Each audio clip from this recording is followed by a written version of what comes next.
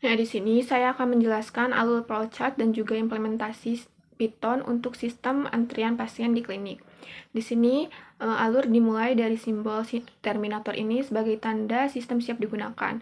Lalu langkah pertama, petugas menginput data pasien, memasukkan nomor RM, nama pasien, jenis pasien, BPJS atau umum, menggunakan jajal genjang karena adanya proses input manual ke sistem. Lalu setelah diinput, data disimpan ke dalam sistem yang digambarkan simbol persegi panjang sebagai proses. Di tahap ini, sistem melakukan pencabangan, memeriksa apakah jenis pasien itu BPJS atau umum. Di sini menggunakan persegi panjang karena memproses penetapan label status pasien tersebut. Kalau misalkan BPJS masuknya ke pasien BPJS, kalau umum berarti masuknya ke pasien umum. Kemudian, sistem kembali melakukan pencabangan untuk menentukan pasien itu lansia atau ibu hamil. Di sini menggunakan persegi panjang kayak tadi di atas untuk memproses penetapan label pasien tersebut. Kalau misalkan iya berarti masuk ke antrian prioritas, kalau tidak berarti masuknya ke antrian biasa, sehingga terjadi proses pengurutan antrian. Nah, setelah kategori ditentukan, sistem akan kembali melakukan proses penyimpanan data yang sudah terklasifikasi. Di sini, menggunakan persegi panjang karena untuk menyimpan data pasien agar mudah dicari dan ditemukan. Nah, selanjutnya di sini, sistem menyediakan fitur pencarian berdasarkan nomor RM. Petugas memasukkan nomor rekam medis dan menampilkan tampilan posisi atau status antrian jika ditemukan. Kalau tidak ditemukan berarti menampilkan pesan kesalahan seperti data tidak ditemukan. Keduanya menggunakan jajar genjang sebagai output. Lalu yang terakhir yaitu sistem melakukan perulangan. Di sini petugas menentukan apakah ada pasien baru atau tidak. Kalau misalkan iya, berarti alur akan kembali ke input ke atas ini. Kalau misalkan tidak, berarti alur akan berakhir ke simbol terminator ini sebagai tanda selesai. Nah, di sini saya akan menjelaskan bahasa pemrograman Python-nya. Di sini yang baris pertama ini adalah antrian sama dengan kurung siku ini artinya membuat list yang bernama antrian. Kurung siku di sini artinya list di mana tempat banyaknya menyimpan data sekaligus. Selanjutnya di sini ada def tambah pasien kurung itu artinya def itu fungsi tambah pasien itu artinya nama dari fungsinya. Jadi membuat fungsi untuk menambah pasien. Print di sini untuk menampilkan tulisan ke layar. Jadi print tambah pasien yaitu menampilkan judul yang bernama tambah pasien. Nah, garis miring N ini untuk pindah baris sebelum judul itu ditampilkan. Selanjutnya di sini ada ketiga input ini yaitu program ini meminta untuk menginput untuk memasukkan nomor RM, nama pasien, dan masukkan jenis pasien itu BPJS atau umum. Lalu akan menyimpannya ke variabel NoRM, nama, dan jenis. Di sini ada lower kurung ini digunakan untuk agar semua huruf yang dimasukin oleh petugas itu akan diubah menjadi huruf kecil. Selanjutnya, di sini adalah proses pencabangan untuk membedakan jenis BPJS atau umum. Nah, jika pasien itu BPJS, jika petugas itu menginputnya BPJS, maka variabel keterangan jenisnya itu akan menampilkan pasien BPJS. Nah, kalau misalkan petugas mengetiknya umum, berarti variabel keterangan jenisnya itu akan menampilkan pasien umum. Selanjutnya, jika selain BPJS dan umum, maka program akan menampilkan tulisan jenis tidak valid dan otomatis dianggap umum. Jadi, kalau misalkan selain BPJS dan umum, maka akan otomatis dianggap pasien umum. Variabel keterangan jenisnya juga akan menampilkan pasien umum. Selanjutnya, di sini ada pencabangan untuk memeriksa apakah prioritas atau bukan. Nah, di sini input di sini untuk memasukkan petugas itu masukin apakah pasien itu lansia atau ibu hamil prioritas atau bukan. Lalu akan menyimpannya ke variabel prioritas input. Nah, di sini ada lower kurung ini sama seperti yang di atas itu digunakan supaya semua huruf yang dimasukin itu diubah menjadi huruf kecil biar mudah dibandingkan. Selanjutnya di sini ada jika prioritas input sama dengan ya-nya. Jadi petugas misalnya mengetik ya, maka prioritas akan bernilai true atau benar. Kalau misalkan tidak, maka prioritas akan bernilai false atau salah. Selanjutnya di sini pasien sama dengan kurung kurawal ini artinya membuat distionari yang bernama pasien. Kurung kurawal ini artinya distionari yaitu tipe data yang menyimpan pasangan dan kunci dan nilai. Jadi misalnya NoRM ini adalah kunci. Nah, NoRM di sebelah sininya adalah isi dari variabel NoRM ini. Begitu juga yang nama, jenis, keterangan jenis, dan prioritasnya. Nah, kurung kurawal di sini untuk mengakhiri distionari. Selanjutnya di sini antrian append pasien. Nah, append ini yaitu menambah data ke dalam list. Jadi menambah data pasien yang tadi di atas ke dalam list antrian ini. Nah, di sini print data pasien berhasil ditambahkan. Berarti program menampilkan data pasien berhasil ditambahkan. Selanjutnya di sini dev urutkan antrian. Nah, membuat fungsi untuk mengurutkan antrian berdasarkan prioritas. Sort di sini untuk mengurutkan list. Terus parameter key ini berisi fungsi kecil yang bernama lambda. Nah, fungsi ini itu mengambil data pasien dan melihat nilai X itu adalah prioritas. Karena kita menggunakan NAT, berarti dalam pengurutan yang bernilai false itu didahulukan sebelum true. Jadi pasien yang prioritas itu otomatis akan berada di paling atas urutannya. Nah, di sini print antrian berhasil diurutkan berdasarkan prioritas. Nah, akan menampilkan pesan antrian berhasil diurutkan berdasarkan prioritas. Selanjutnya di sini ada dev tampilkan antrian, yaitu membuat fungsi untuk menampilkan antrian. Nah, di sini itu untuk menampilkan seluruh antrian seluruh data pasien yang ada dalam antrian. Nah, if not di sini baris ini yaitu untuk mengecek apakah ada list antrian kosong. Nah, if not antrian ini berarti jika ada antrian kosong, maka akan menampilkan antrian masih kosong. Selanjutnya nah, di sini jika tidak kosong, maka program akan diarahkan ke else, lalu akan menampilkan judul daftar antrian.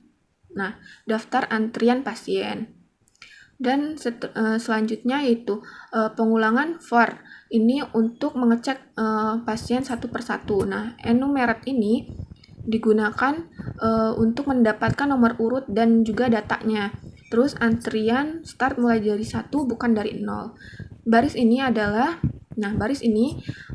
pencabangan singkat untuk menentukan prioritas atau bukan. Misalnya kalau true berarti statusnya adalah prioritas. Kalau false berarti statusnya non prioritas. Selanjutnya di sini print f. F petik ini artinya F string, di mana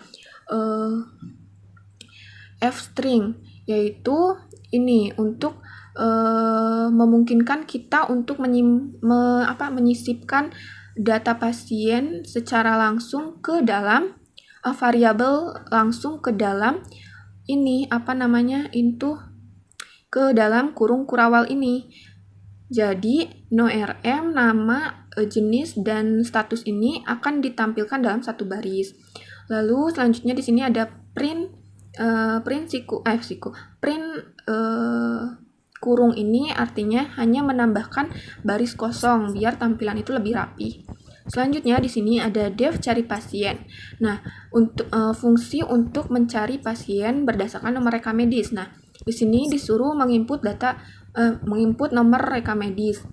Nah, di sini petugas memasukkan nomor rekam medis yang akan dicari. Nah, lalu akan menyimpannya ke variabel cari NoRM. Nah, variabel ini yang ditemukan ini itu sebagai penanda. Jadi awalnya itu di set false karena belum ditemukan. Kalau misalkan nanti ditemukan, maka akan diubah jadi true. Nah, di sini perulangan untuk mencari pasien satu persatu kayak tadi di atas, fungsinya sama ya, ini tuh. Selanjutnya di sini ada if pasien. Nah, di sini untuk mengecek nomor rekam medis pasien itu sama enggak sama nomor rekam medis yang petugas ketik. Lalu di sini ada sebelumnya kayak tadi untuk menentukan prioritas atau bukan. Selanjutnya di sini print di sini program akan menampilkan pasien ditampilkan jika pasien itu ditemukan.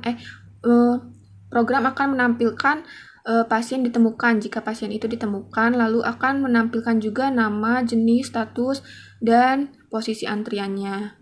F ini adalah untuk agar tampilan ini dalam satu baris.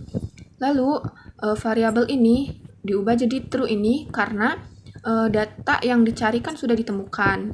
Terus break di sini untuk memberhentikan perulangan for itu. Soalnya kan sudah ditemukan datanya. Selanjutnya if not ditemukan. Nah, jika tidak ditemukan, maka program akan menampilkan pasien tidak ditemukan dalam antrian. Selanjutnya di sini ada dev menu, yaitu fungsi menu. Nah, ini untuk yaitu fungsi pusatnya karena semua fitur yang di atas itu akan diakses lewat fungsi menu ini. Di sini ada while true, yaitu perulangan yang terus berulang sebelum petugas itu memilih keluar. Nah, di sini print di sini itu program akan menampilkan judul menu sistem antrian. Nah, di sini baris ini, baris segini itu adalah daftar menu yang bisa dicari oleh petugas. Selanjutnya di sini ada pilihan input. Nah, di sini petugas memilih menu apa yang akan dipilih, kayak 1 2 3 4 5. Nah, nanti diketiklah lalu akan menyimpan ke variabel pilihan. Selanjutnya di sini ada if pilihan. Nah, jika petugas memilih 1, maka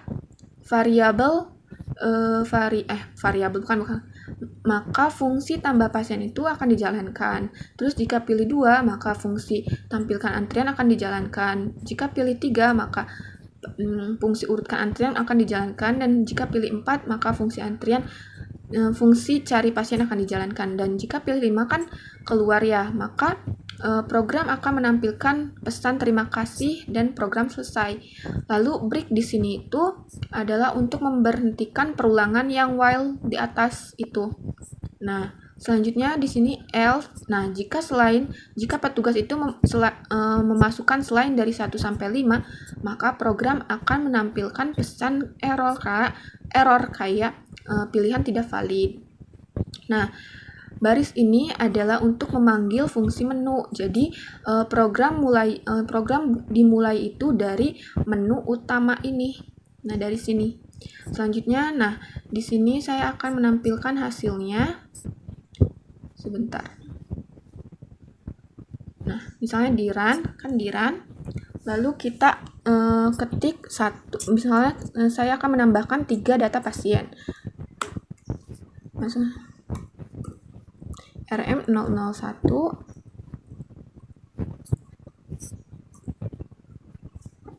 masukkan nama pasiennya, misalnya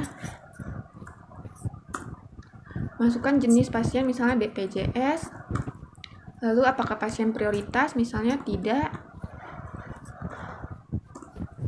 Nah, ini data akan berhasil ditambahkan. Lalu kita akan membuat data yang kedua, misalnya RM002, lalu nama pasien, jenis pasien, misalnya BP umum. Nah, apakah pasien prioritas? Misalnya tidak. Nah, ini data yang kedua sudah ditambahkan. Sekarang yang ketiga.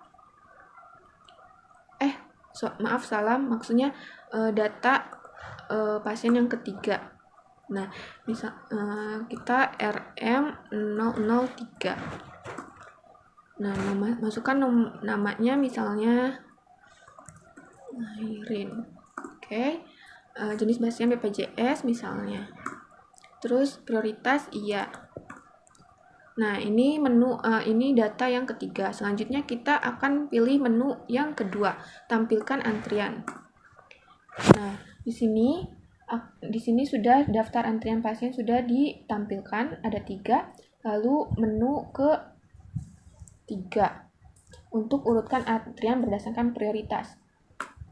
Nah, di sini antrian berhasil diurutkan berdasarkan prioritas. Ayo kita lihat berhasil enggak, ketik 2 lagi untuk menampilkan antrian. Nah, pasien sudah diurutkan berdasarkan prioritas. Tadi kan yang non-prioritas itu di atas ya, sekarang yang prioritas itu di yang pertama. Selanjutnya kita cari berdasarkan nomor rekam medis. Misalkan kita cari yang RM003. Nah, akan menampilkan data pasien yang bernama Clairin. Terus yang terakhir adalah menu keluar. Nah, di sini program sudah selesai, sudah terjalankan.